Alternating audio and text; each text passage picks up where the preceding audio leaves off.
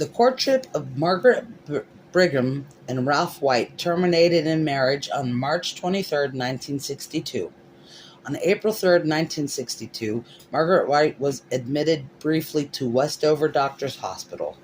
"Nope, she wouldn't tell us what was wrong," Harold Allison said.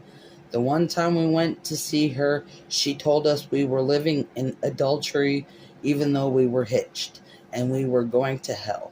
She said God had put an invisible mark on our foreheads, but she could see it. Acted crazy as a bat in a henhouse. She did. Her mom tried to be nice, tried to find out what the matter with her was. She got hysterical and started to rave about an angel with a sword who would walk through the parking lots of roadhouses and cut down the wicked.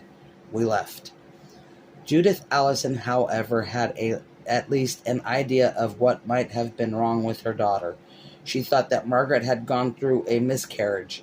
If so, the baby was conceived out of wedlock.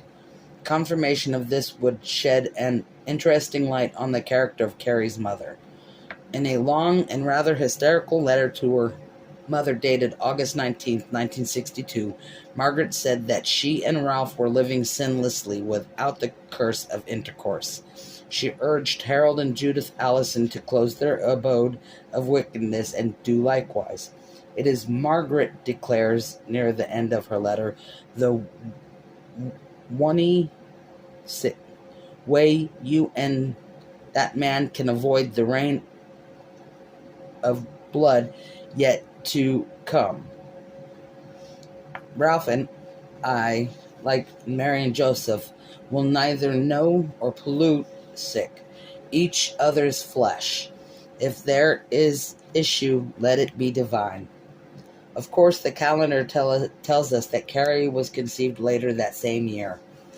The girls dressed quietly for their Monday morning period one gym class with no horseplay or little screaming catcalls, and none of them were very surprised when Miss Desjardins slammed open the locker room door and walked in. Her silver whistle dangled between her small breasts, and if her shorts were the ones that she had been wearing on Friday, no trace of Carrie's bloody handprint remained. The girls continued to dress sullenly, not looking at her. "Aren't you the bunch to send out for graduation?" Miss Desjardins said softly. "When is it? A month? And the spring ball even less than that? Most of you have your dates and gowns already, I bet. Sue, you'll be going with Tommy Ross. Helen, Roy,